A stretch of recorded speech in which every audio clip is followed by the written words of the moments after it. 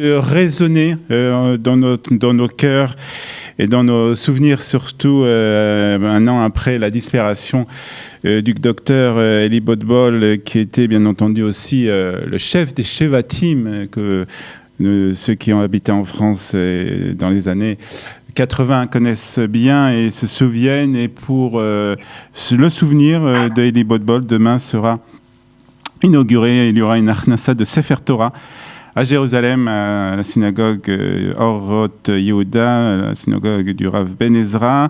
Pour en parler, nous sommes ce matin avec Sandra El-Kaïm, qui est la nièce d'Eli Bodbol. Bonjour Sandra, merci d'être avec nous ce matin sur Studio Kelita. Je voudrais vous poser une question d'abord. Un an après la disparition de votre oncle, Eli Bodbol, qu'est-ce que vous vous souvenez le plus de votre oncle ?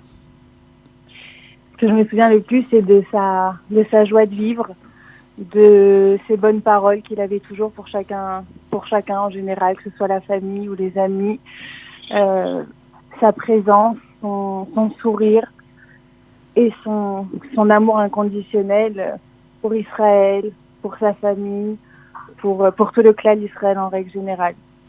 Alors, vous avez décidé, je suppose que c'est une décision qui a été prise avec, bien entendu, toute la famille, de faire un Sefer Torah en sa mémoire.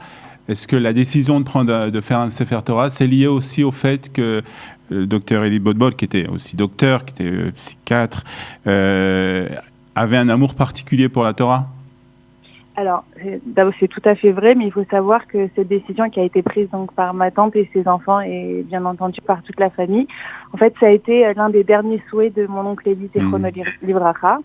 Ça a été qu'on lui fasse un Sefer Torah. Voilà, c'est surtout pour ça qu'on l'a fait. D'accord. Et on se réjouit demain, toute la famille va arriver de France pour justement être là et pour célébrer ce magnifique événement avec nous. Alors comment va se passer cet événement ? Vous avez choisi d'abord le choix de la synagogue du Rav Ben Ezra, qui se trouve donc à Jérusalem, dans le quartier de Katamon. Pourquoi le choix de cette synagogue ? En fait, c'est Johan, le fils de mon oncle, qui a décidé que ce serait dans cette synagogue, que mon oncle aimait beaucoup le Rav Ben Ezra. Donc une synagogue choisie par Johan, son fils, et par toute la famille bien entendu. Cette synagogue se trouve, alors on va donner l'adresse pour les personnes qui voudraient se joindre. Vous allez nous expliquer dans quelques instants de quelle manière va se passer cette inauguration. C'est 3 Mahalé Zev, donc dans le quartier de Katamon. C'est près de, pour ceux qui connaissent, de Chavat Hatzioni. Alors comment va se passer cette inauguration ?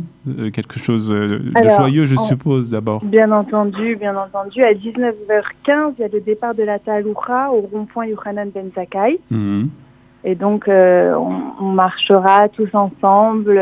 On espère avoir beaucoup de monde avec nous pour célébrer cette Achnassa de Sefer Torah. Et donc, pour entrer le Sefer Torah à la synagogue du Rav Ben Ezra. Je suppose que certains anciens, en tout cas des Shevatim, seront présents à cet événement ? Oui, bien entendu. Et tout se déroulera aussi dans la musique, puisque c'était peut-être la première passion d'Eli Bodbol, la musique et la chanson. Donc, tout à fait. Ça va se passer vraiment dans la joie et ça va être un très bel événement.